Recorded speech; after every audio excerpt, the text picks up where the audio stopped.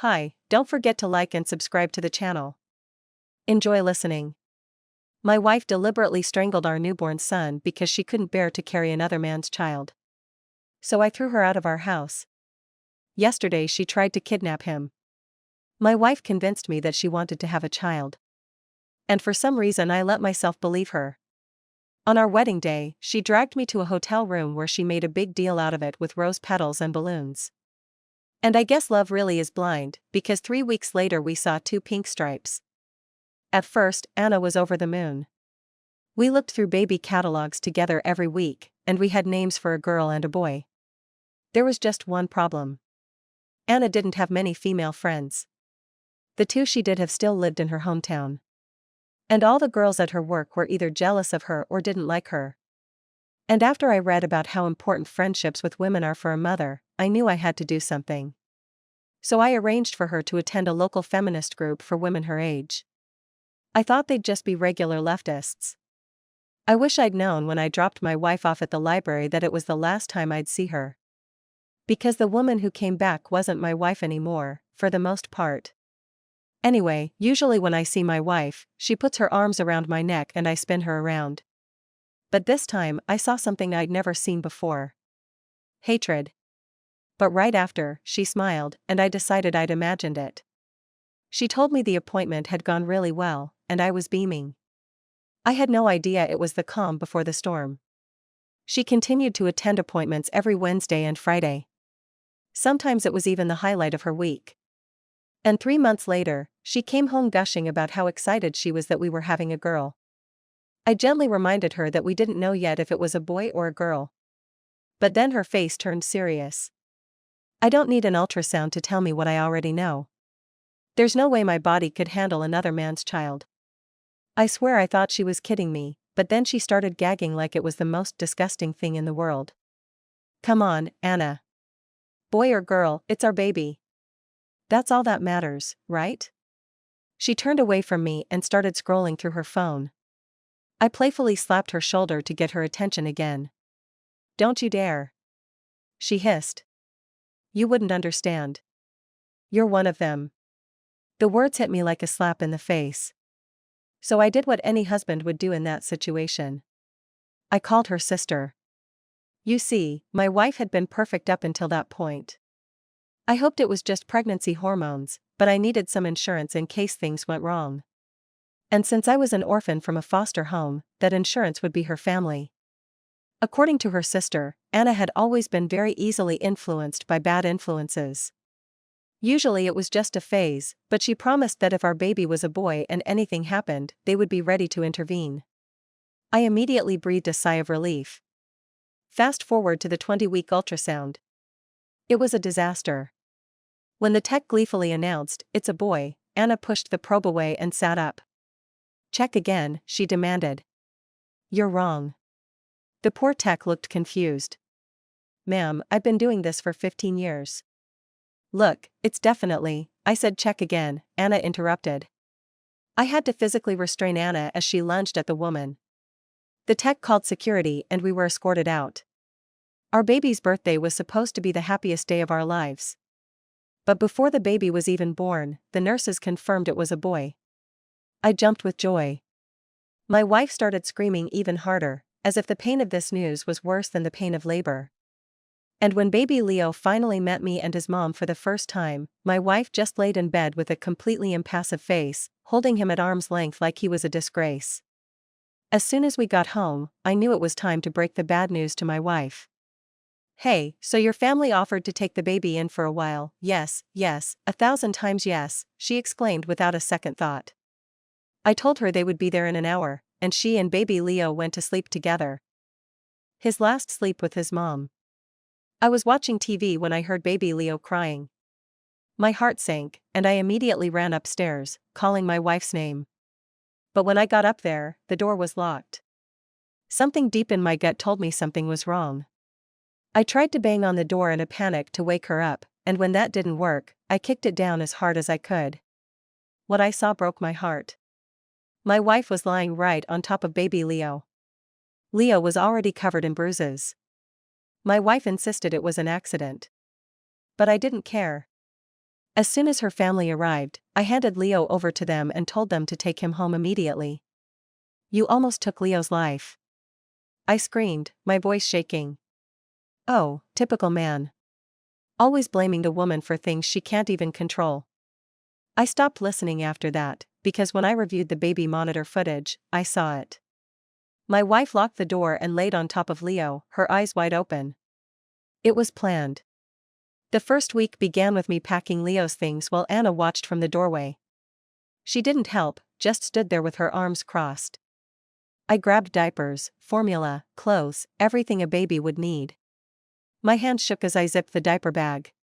Anna's parents arrived a few minutes later, and her mother immediately took Leo from my arms. He was still crying, those horrible bruises already starting to form on his tiny body. Anna's father looked at us, his face pale. They left without saying anything, just promising to keep him safe. That same night, I moved into the spare room. I couldn't stand being around Anna after what she had done. The next morning, I went to the hardware store and bought new locks for all the doors in the house. I installed them myself while Anna was away at her appointment on Wednesday. I also copied the baby monitor footage to a spare hard drive and hid it in the car. Something told me I'd need it. Anna came home from her appointment, angrier than usual. She went straight to Leo's nursery and started putting his things in boxes. I watched from the hallway as she tore down the animal stickers we'd put up together. When she spotted me, she spun around. "That room needed to be cleared of his presence," she said. I just left. By Thursday, she'd cleared out most of Leo's things. I came home from work to find her loading the boxes into her car. "Where are you taking them?" I asked. She ignored me and drove away. Later that evening, I noticed that the baby monitor's memory card was missing.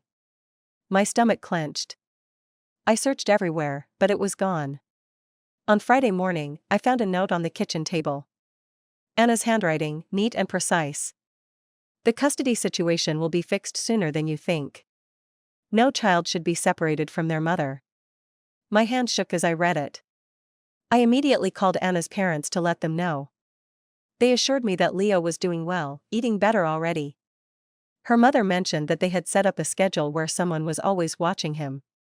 The second week began with me going out to my car to go to work, only to find that all 4 tires were punctured, completely flat, the rubber shredded. Under the windshield wiper was a homemade leaflet. It accused me of misogyny, child abuse, and using the patriarchy as a weapon against a vulnerable young mother. The language was lifted straight from Anna's group's online posts. I'd seen similar language on their social media pages when I searched for them. After Anna first started attending these meetings, I went to the police to file a report. The officer who came was sympathetic, but said there was little they could do without proof it was Anna. I had to have my car towed and spend the rest of the day dealing with insurance. Missed work, which didn't make my boss happy. When I finally got home that night, Anna was in the kitchen, making herself dinner, as if nothing had happened. "Having a hard day?" she asked, not looking up from her salad. I didn't answer, just went into the guest room and locked the door. I could hear her humming in the kitchen. Some tune I didn't recognize. It gave me goosebumps. The rest of the week, more flyers showed up on my car at work. They were stuffed into our mailbox. They were even taped to our front door. All with the same accusations, in the same language as her group. I began taking pictures of each one, creating my own file. Anna never mentioned it, but I caught her smirking when she thought I wasn't looking. The third week brought legal papers. The informant knocked on our door early Monday morning. Anna had filed for sole custody of Leo, claiming I was a deadbeat dad who had stolen him from his mother. The paperwork was full of lies. It said I was abusive, controlling, that I had isolated her from her support system. Every accusation was the opposite of the truth. I spent the next 3 days looking for a lawyer. Finally, I found one who specialized in father's rights. We met on Wednesday, and I showed him everything. The nanny cam footage, the backup copy, the photos of the flyers, the paperwork about the flat tires. He pored over it all. "That's good," he said, "but we need more. Medical records, witness statements, anything that proves you're protecting your son." On Thursday, I went to the hospital and got copies of the security reports from Leo's birthday. The nurses documented Anna's refusal to hold him properly. Her comments about not wanting a boy. I also reached out to Leo's pediatrician, who wrote a letter saying Leo was thriving under the care of his grandparents, gaining weight and meeting all his developmental milestones. Luckily, the bruises had healed, but the doctor had taken pictures of them during Leo's first visit. Friday was the day of the emergency hearing. The judge, an older woman with gray hair, heard both petitions. Anna sat at the front of the courtroom with her lawyer, wearing a conservative dress I'd never seen before. She'd even put on makeup to look more appealing. When the judge asked about the immediate danger Anna said Leo was in, Anna's attorney stood up. My client believed her son needed immediate maternal care. The father had demonstrated a pattern of controlling behavior by keeping the child away from her. My attorney calmly presented our evidence. Medical records from the hospital, a letter from the pediatrician, photos of the vandalism on my car. The judge scheduled a full hearing for the following month but denied Anna's request for immediate custody. Anna stormed out of the courtroom, her heels clicking angrily on the marble floor. Week 4 began quietly. I had developed a routine. Work, visit Leo at his grandparents' house, home to sleep in the spare room. Anna and I barely spoke, but on Thursday night my phone rang at 2 a.m. Anna's dad was panicking. The fire alarms were going off. Something was burning in the kitchen. I threw on some clothes and rushed over. By the time I got there they had already put out the fire. It was a tea towel on the stove, smoldering. The fire investigator who came said it looked intentional. The stove had been turned on recently, the towel had been placed just so. There were no fingerprints anywhere. When I got home at 4 a.m., Anna was already in bed, fully dressed. "Where have you been?" I asked. She yawned. She couldn't sleep. She took a drive to get some air, but the hood of her car was cold when I checked later. Week 5, the text messages started. An unknown number, a prepaid phone, dozens of messages calling me names, saying I stole Leo, threatening to tell everyone about my crimes. The language was familiar. The same phrases from the flyers, from the posts in Anna's group. I didn't respond, just screenshotted everything. On Saturday, I drove to every grocery store in a 10-mile radius, checking security footage. Finally, I found it. Anna was buying a prepaid phone with cash. 3 days before the messages started, the store owner had let me record the security footage on his phone, adding it to her growing file of evidence. Week 6, Anna tried a new tactic. She convinced her younger cousin Lily, who was studying psychology at a local university, to write a statement. Lily sent it directly to the judge, claiming that Anna had suffered from postpartum psychosis the night she hurt Leo, but was now fully recovered after intense self-analysis. I only found out about this because Lily posted on social media about helping her cousin win her case, including a letter. I immediately took a screenshot. She deleted it an hour later, but I already had proof. When I asked Anna about it, she shrugged. Lily was studying psychology. She knew what she was talking about. I pointed out that Lily was a sophomore, not a licensed professional. Anna just smiled. The judge wouldn't care about that detail. Week 7, things escalated. Anna's feminist group started a fundraiser to pay for her legal fees. The donation page painted her as a victim of domestic violence. A mother separated from her child by a controlling husband. Donations poured in, hundreds, then thousands of dollars. The breaking point came when Anna posted a photo of herself with a bruise on her arm, implying that I had hit her. I recognized the bruise immediately.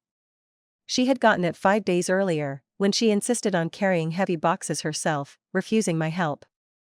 I had a discharge summary from the hospital when she went to check on it, worried that she had sprained her wrist. The timestamp showed that it had happened while I was at work with witnesses. I forwarded everything to the fundraising platform with a formal complaint. They froze her account for 24 hours while they investigated the fraud. Anna was furious. She was throwing plates in the kitchen, screaming about the injustice. I locked myself in the spare room and called my lawyer. He said to document everything. Stay calm. No contact. So I did. Week 8 was the hearing. Anna showed up with her sister-in-law, Sarah, who ran a local mother support group. Sarah clearly thought she was supporting an unfairly treated mother. She sat behind Anna, nodding as Anna's lawyer painted me as a monster. During a break, I approached Sarah in the hallway and handed her the USB drive without saying anything. She looked confused but took it. 20 minutes later, Sarah returned to the courtroom, pale. She whispered something hurriedly to a juror, who addressed the judge. After a brief conference, Sarah was called to the witness stand. She testified that she had just watched the baby's CCTV footage, seeing Anna deliberately harm Leo. More importantly, Anna had called her the next day, begging her to support the lie about postpartum psychosis. Sarah refused then, but Anna told her she would find another way. The judge ordered an immediate independent safety assessment of the baby. Anna's lawyer objected, but the judge overruled his objection. The assessment was scheduled for the following week. Week 9, the assessor made an unscheduled visit to Anna's apartment. By then, she had moved out of our house, renting a small place nearby. The appraiser's report was scathing. Anna had transformed Leo's former nursery into what she called a protest art installation. The walls were covered with slogans like "End the Male Tyrant" and "No More Sons." Magazine photos of male babies had been defaced with red paint. The appraiser noted serious concerns about Anna's attitude and her ability to safely raise a male child. 10 weeks in, Anna took her most desperate step yet. On a Sunday afternoon, she showed up at her parents' house for their weekly family dinner. She was sweet, apologetic, and said she just wanted to hold Leo. She'd been to a therapist and was getting better. Her parents, wanting to believe their daughter was on the mend, let their guard down. Anna picked up Leo, bottle-fed him, changed his diaper. Everything seemed normal until her father noticed her adding something to the diaper bag. Adult allergy pills, ground into powder. Her father grabbed Anna by the wrist, called for his wife. Anna broke free and ran to her car. In a panic, she hit a parked car while backing out of the yard, leaving paint marks and a broken taillight. Neighbors saw everything and called the police, but Anna was gone when they arrived. Week 11 brought criminal charges. The police obtained an arrest warrant for reckless endangerment based on attempted drug poisoning and collision. Anna's lawyer, seeing the mountain of evidence against her, convinced her to negotiate. The plea deal included mandatory therapy and supervised visits only if the psychiatrist cleared her after 6 months. A restraining order was issued, protecting both Leo and me. Week 12 saw the dissolution of Anna's feminist group. Their treasurer discovered that Anna had been stealing from the fundraiser before it was frozen, using the money for personal expenses. Members of the group began to question other things Anna had told them. The group's social media was filled with apologies to me and Leo. The online harassment stopped overnight. Several group members contacted me personally, sharing disturbing things Anna had said about her son in meetings. Week 13 was the final hearing in family court. The judge had reviewed everything. The monitor tapes, the attempted arson, the medication incident, the psychiatric evaluation. She granted me full legal and physical custody, praising the precautions I had taken. Anna could apply for limited contact after demonstrating sustained stability in therapy. The judge's words were firm. The child's safety had to come first. Week 14, I finally returned to the master bedroom, cleared out the rest of Anna's things, repainted Leo's nursery in soft yellows and greens. Anna's parents helped me put his crib back, install safety rails on every staircase. We established a routine, weekly dinners where Leo could be surrounded by a loving family. Anna's sister started coming, too, bringing her children. Even Sarah came one day, apologizing for not seeing the truth sooner. Anna began mandatory treatment. We reviewed her progress 20 times. Anna's therapist reported that she was attending all sessions, beginning to take responsibility. She wrote a letter of apology, which my lawyer forwarded to me. I read it aloud to Leo during his evening ritual, his big eyes looking at me earnestly. Then I put it away. Maybe someday, when he's older, he'll want to read it. The court allowed short, supervised visits at a neutral detention center. Anna showed up for the first one, awkwardly held Leo for 20 minutes while a social worker watched, and then left. 6 months after all this began, Leo took his first steps. We were at his grandparents' house for lunch on a Sunday. I was standing on one side of the living room, Anna's parents on the other, all of us calling out for him. He looked at us, smiled, and walked straight into my arms. Everyone was jubilant. Anna's mother cried tears of joy. That night, after Leo fell asleep, I went to my car and deleted the last backup copy of the baby's security camera. Justice had been served. My son's future did not have to live in this shadow. We were free to move forward, surrounded by a family that chose love over ideology, safety over anger. Leo would grow up knowing he was loved, protected, valued. That was all that mattered. Now, on Tuesday, I received a call from Anna's therapist. She wanted to meet with me in person to discuss Anna's progress. I agreed, thinking it might help Leo in the long run. But when I arrived at her office, something seemed off. The therapist, Dr. McNicholas, seemed nervous, glancing repeatedly at her phone. "Your wife has been making alarming statements during our sessions," she began carefully. "She keeps insisting that Leo was stolen from her. She is fixated on getting him back, no matter the cost." My blood ran cold. "What statements exactly?" Dr. McNicholas pulled out her notes. She was researching guardianship laws in other states. She mentioned having support that would help her. I was worried that she might be planning something. I thanked her and left immediately. That afternoon, I installed security cameras around my house and changed all the locks again. I also called Anna's parents to warn them. Her mother's voice was shaking when she answered. "Actually, we were going to call you. Anna showed up here this morning asking weird questions about our routine with Leo. When does he sleep? When do we take him to the park? That sort of thing." The next few days passed in tense silence. I constantly checked the security footage, watching for any sign of Anna. Nothing happened until Friday afternoon. I was at work when my phone vibrated with a motion alert from the cameras. Anna was at my front door, trying different keys in the lock. When none of them worked, she went around to the back of the house, checking the windows. I called the police while rushing home. By the time they arrived, Anna was gone, but she'd left something behind. A brown envelope, taped to the back door. Inside were printed screenshots from parenting forums where she'd posted under fake names, asking for advice on getting her child back from an abusive father. The responses were alarming.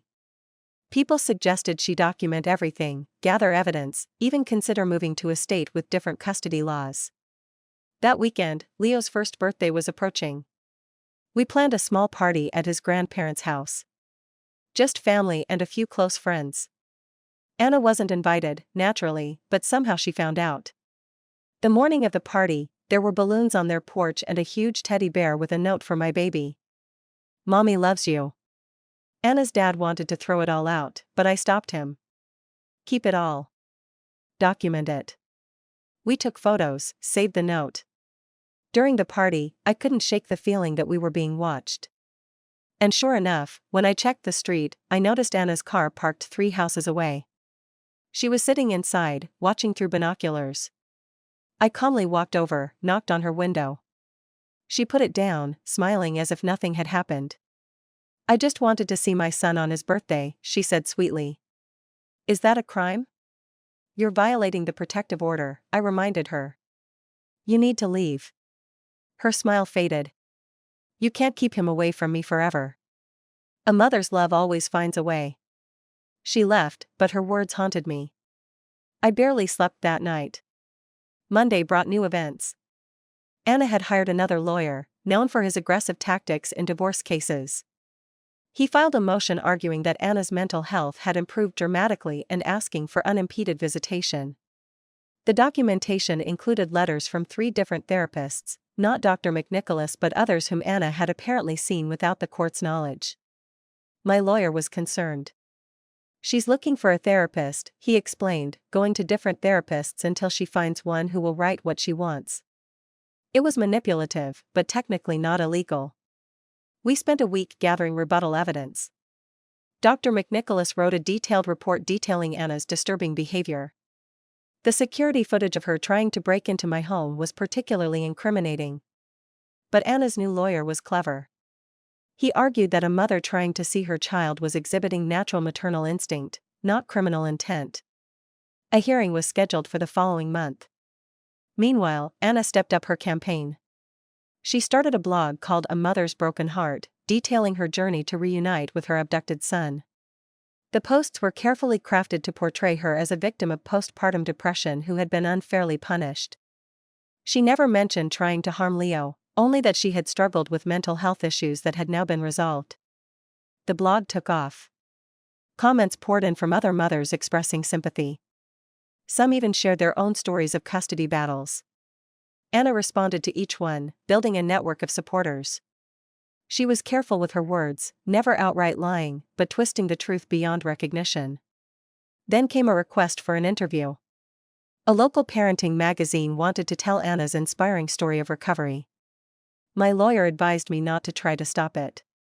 It would only make me look controlling, so I watched helplessly as Anna posed for photos in someone else's nursery, holding someone else's baby, and talked about how much she missed her son. The article came out 2 weeks later. Anna gave them a photo of Leo taken in his first week of life, before everything went wrong. The headline read, "Local Mother Fights to Reunite with Son After Mental Health Crisis." The article painted me as an unforgiving husband who had abandoned his wife in her time of need. My phone exploded with messages, some from people I knew asking if I'd seen the article, others from strangers calling me heartless. Someone leaked my work email address, and the harassment began there, too. My boss called me in, concerned about the company's reputation. I wanted to fight back, to tell my side, but my lawyer urged patience. "Let her dig her own grave," he said. "The truth will come out in court." But Anna wasn't waiting for court. She started showing up at places she knew I'd be. The grocery store, the gas station, the park where I sometimes walked with Leo. Always careful to stay just outside the protective order. Always watching, snapping pictures with her phone. One evening, I was putting Leo in his car seat after visiting his grandparents when I spotted Anna across the street. She was talking to an older neighbor, showing her something on her phone. The woman kept glancing at me, her expression growing increasingly worried. I later learned that Anna had shown her edited photos that made it look like I was being mean to Leo. The psychological warfare was debilitating. I began changing my routine, taking different routes to work, shopping at different stores, but Anna always seemed to find me. It was like she had nothing else in mind other than watching my movements. Then there was the burglary at my office. Nothing was stolen, but someone had rummaged through my desk, throwing papers everywhere. The security footage showed a woman in a hoodie and sunglasses, but her face was hidden. I knew it was Anna. The way she moved, the way she held her shoulders, but knowing was different from proving. A week later, I learned why she'd broken into the office. A coworker mentioned seeing a disturbing post about me on social media. Someone had shared photos of my workspace, highlighting a bottle of prescription medication on my desk, anti-anxiety medication I'd been prescribed after everything that happened to Anna. The post claimed I was unstable and taking medication, calling into question whether I should have custody of the child. My lawyer filed a complaint, but the damage was done. The post was shared hundreds of times before it was taken down. Anna denied any involvement. Of course, her lawyer argued, it was probably one of her concerned supporters acting independently. The custody hearing was now 3 weeks away. Anna's campaign had intensified. She'd organized a Mothers Supporting Mothers rally in the town square. Clearly about her case, though ostensibly about custody rights in general. About 50 women showed up, holding signs about the maternal bond and fathers who weaponize the system. I watched from my car. Leo was safe with his grandparents. Anna stood in the center, tears streaming down her face, as she told her side of the story. How she'd suffered from postpartum depression. How, instead of helping her, I'd taken her baby and thrown her out. The crowd roared sympathetically. Someone began chanting, "Bring Leo home." Then I noticed something unsettling. Anna was wearing a necklace with a photo of Leo, but not just any photo. It was a photo taken at his birthday party, looking at it from her car. Somehow she had taken the photo despite the distance. The realization that she was closer than I thought made me cringe. The rally made the local news. A reporter interviewed Anna, who spoke eloquently about the stigma of mental health and mothers' rights. She mentioned the upcoming hearing, hoping the judge would see through the lie and reunite mother and son. The bias was obvious. The reporter clearly sympathized with her. That night, at 3 a.m., my phone rang. Heavy breathing, then Anna's voice. It was melodious and eerie. Leo's room looked so peaceful at night, blue walls, elephant mobile, sweet dreams, baby. I jumped up and ran to check the windows. Everything was locked, the cameras were blank, but she'd described Leo's room at his grandparents' house perfectly. Had she been watching through the window? I immediately called Anna's parents. Her father had found footprints in the flower bed outside Leo's window. The flowers had been crushed. We filed another police report, but Anna had an alibi. She'd been at a late-night cafe with 2 women from her support group. They swore she'd been there between midnight and 4 in the morning. The timing was too perfect, too convenient, but their stories matched. My lawyer was getting angry. She's building a narrative, he explained. Makes you look paranoid, unstable. Every time you report something, she has witnesses saying she was somewhere else. She's trying to make you look possessed. He was right. I was starting to doubt myself. Was I paranoid? But then I'd think back to that night with Leo, the bruises, her cold eyes when she hurt him. No, I wasn't making it up. Anna was dangerous, and she was getting smarter. 2 weeks before the hearing, Anna made her boldest move yet. She showed up at Leo's daycare. Yes, I'd finally gotten him there, needing a full-time job. She didn't try to take him, just stood outside the fence during a playdate, watching. The teachers called me immediately. When I arrived, Anna was gone, but she'd left something behind. Tied to the fence were dozens of pink and blue ribbons, each with a message. Leo's mom loves him. Families belong together. Let me come home. The other parents read them, some looking sympathetic. The daycare director was apologetic but firm. Anna had technically done nothing wrong. She was staying on public property. That evening, I found Anna's car parked in front of my house again. This time, she wasn't alone. 3 women from her support group were with her. They were doing nothing but sitting there, watching my house. As I approached, they rolled up their windows and drove away slowly. The scare tactic was working. I was exhausted, constantly glancing over my shoulder. Leo could sense my stress. He became clingy, crying when I left the room. Anna's parents felt it, too. Her mother started taking anxiety medication. Her father installed a security system. Then the letters came. Not to me, but to everyone in my life. My boss, my coworkers, my neighbors, even the pediatrician. All from concerned citizens asking if I was fit to raise Leo. The letters contained just enough truth mixed with lies to seem believable. They mentioned my anxiety medication, the numerous police reports I'd filed that made me seem unstable, and questioned why I was keeping a mother away from her child. My boss called me again.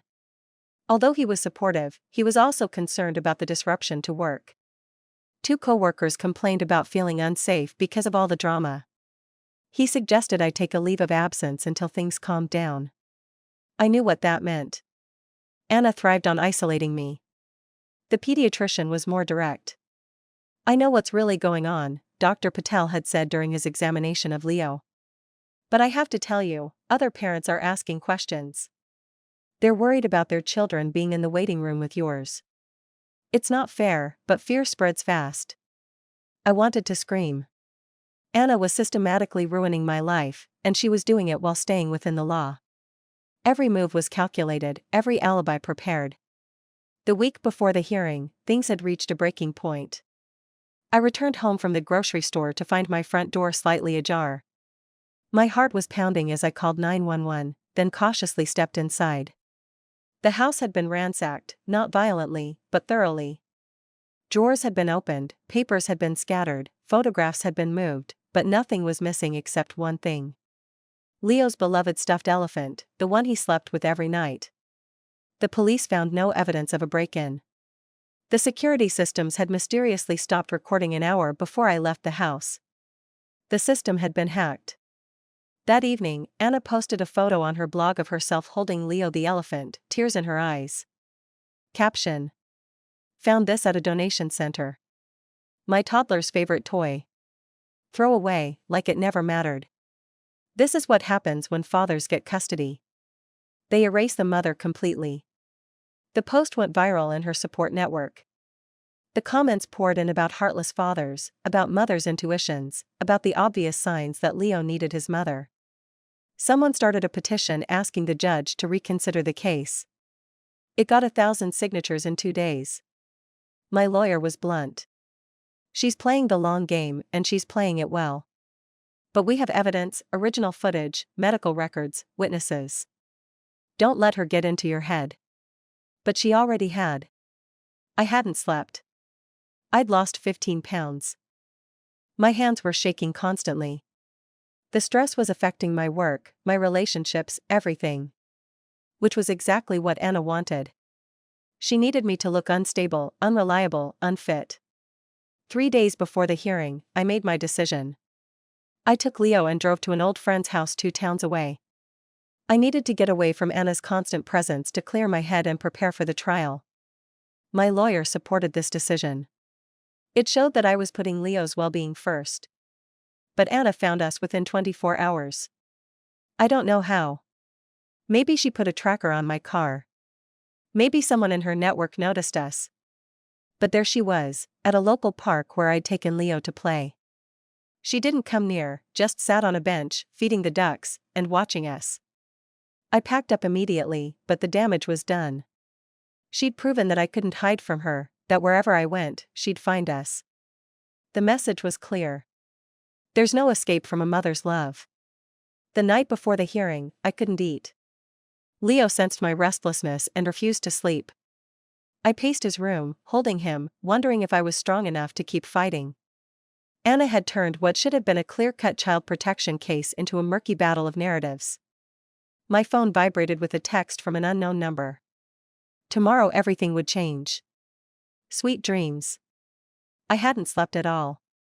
At dawn, I dressed Leo in his best clothes, packed his diaper, and prepared for what felt like the fight of my life. Anna had spent months building her case in the court of public opinion.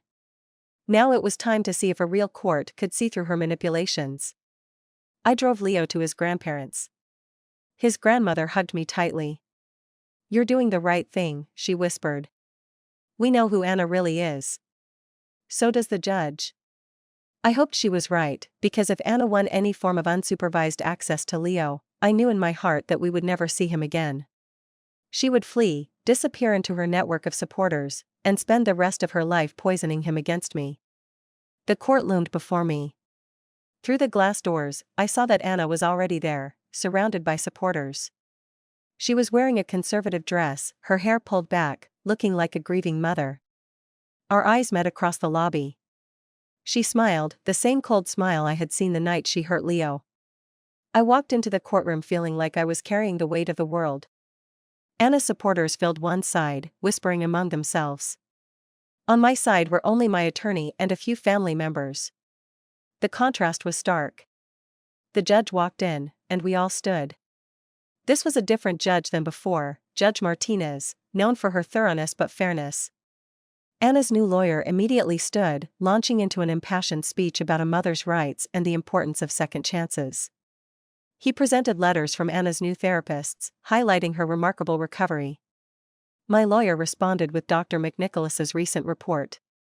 He laid out the pattern of escalation, the break-ins, the stalking, the stolen elephant. But Anna's lawyer was prepared. He presented the sworn statements of the women in the diner. The surveillance video showing Anna there during the 3 a.m. call.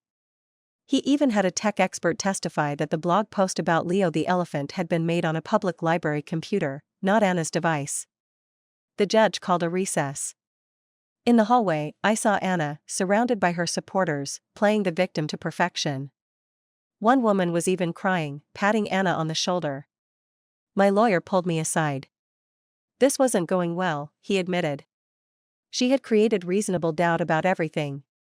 When we returned, the judge had questions.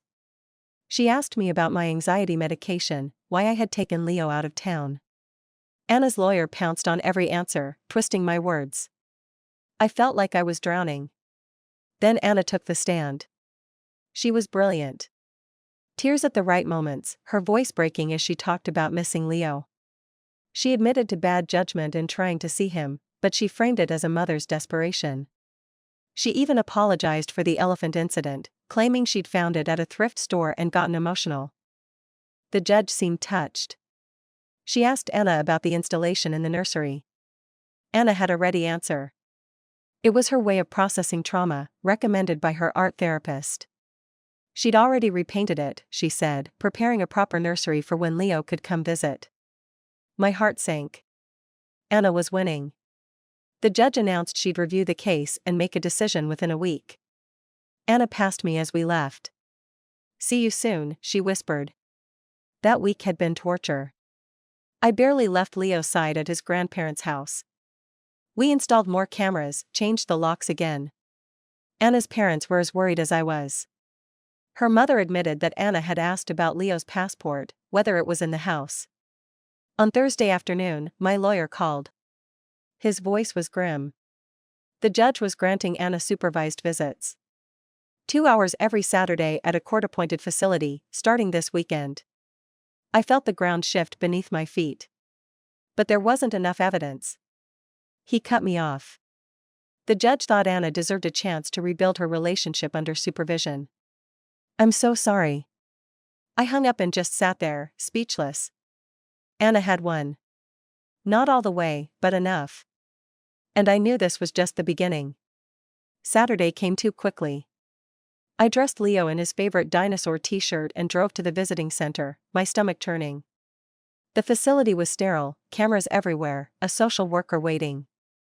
Anna was already there, in a soft pink dress, her hair in loose waves.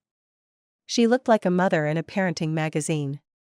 The social worker took Leo from my arms.